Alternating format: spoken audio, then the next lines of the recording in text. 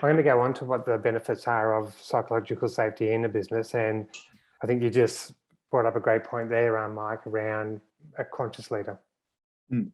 Being aware and Absolutely. just asking the questions. And it's not just that tick a box and flick them into a particular area. So we'll delve a bit deeper. And I might start with you, Marianne, in regard to the value, the benefits of the psychological safety programs for businesses.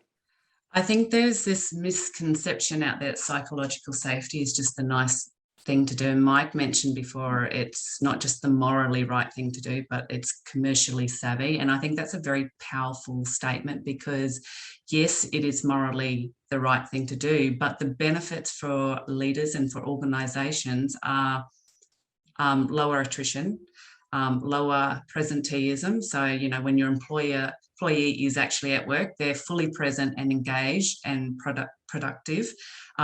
Lower absenteeism, much higher productivity, creativity, innovation, which all leads to, you know, more profitable businesses. But what is good about psychologically safe environments, they're not high performing environments at the expense of your employees, because I think we could all say that we've worked in environments where they have got brilliant high performance and accountability, but we've seen, and particularly in a COVID impacted world, we're seeing more burnout, more stress, more illness happening in our people. And we only have to look at the Great Resignation, which is, I think, one of the stats from July 2021, it was like circa 44 million people have resigned from their roles. And it's because COVID has provided them an opportunity to really start to reflect and go, well, does this actually serve the life and my well-being anymore? And clearly the answer to a lot of people, and you know, obviously not all people, is that the answer is no. And so they're making choices to leave companies that no longer support their well-being, but also their performance and development. They're also changing careers. But there are people like myself that have also gone, well, I'm going to go out on my own and set up my own business and run it, a business that's aligned to my values and to my purpose as well. And the Great Resignation is not just in America, it's happening here. I think there's 2 out of 5 people are now looking to change roles or start their own business as well. So it's a great opportunity for organisations to really adopt psychological safe principles, because it's more likely to get them in the employer of choice, because people are now expecting more from their employer. It's not okay to say, I'm going to work, I'm going to get this high salary, but I'm also going to lose my health in the process or lose spending time with my family. So the benefits for an employer are huge when some of those things that I just mentioned, but for an employee, I know for me, if I was going to go back in the corporate world, these are some of the things that I would be looking for and expecting in my role, because having suffered an autoimmune myself from stress, I know the importance of it. And another reason why I'm really passionate and making sure and helping organisations that are really committed to putting their people first so that they can have thriving, healthy organisations. Definitely. In organisations that have low psychological safety, typically you'll have people folded arms in meetings and not speaking up.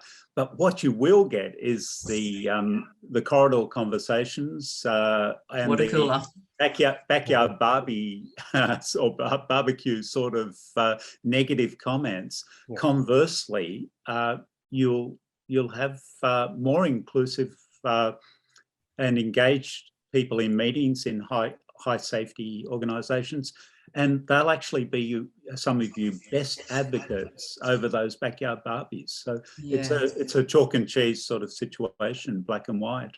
And I think another great example, which again, I'm sure anyone that's listening to this can attest, that they've been in teams or, environments where there's a dominant voice or multiple dominant voices that can, sometimes, let's be honest, be toxic. And because they are dominant and they're allowed to take reign, people go quiet and do exactly what Mike, then they go away and then they have a conversation going, well, I didn't agree with that. How was that person just got the whole floor? But then we've missed a massive opportunity to bring the power of the collective together and really start to nut out, okay, where are we and where do we want to go without those dominant voices taking over and quietening the others. Absolutely. In addition to what, and as a follow-on from what Marianne was saying about more productive organisations, typically the return on investment is solid from proactive, psychologically safe sort of initiatives. There's a lot of documented evidence for that.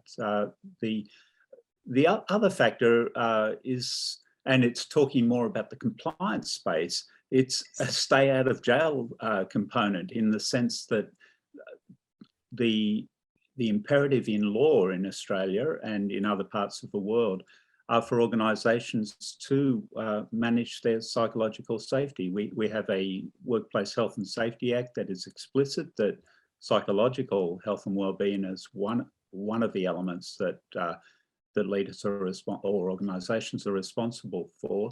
We have codes of practice in terms of managing so-called psychosocial risks, that is the interaction between psychology and the social environment within which people work. Those codes of practice are progressively rolling out. New South Wales went live at the end of March. We have Western Australia and Queensland currently at various stages of drafting, and Western Australia is out for public consultation. So the reason I didn't mention that up front was because compliance is important, but there are other factors that leaders, I think, need to attend to and attune to in conjunction with that. I think you bring up a really valid point there, Mike, where you don't want this to be compliance driven. No, there's nothing wrong with compliance.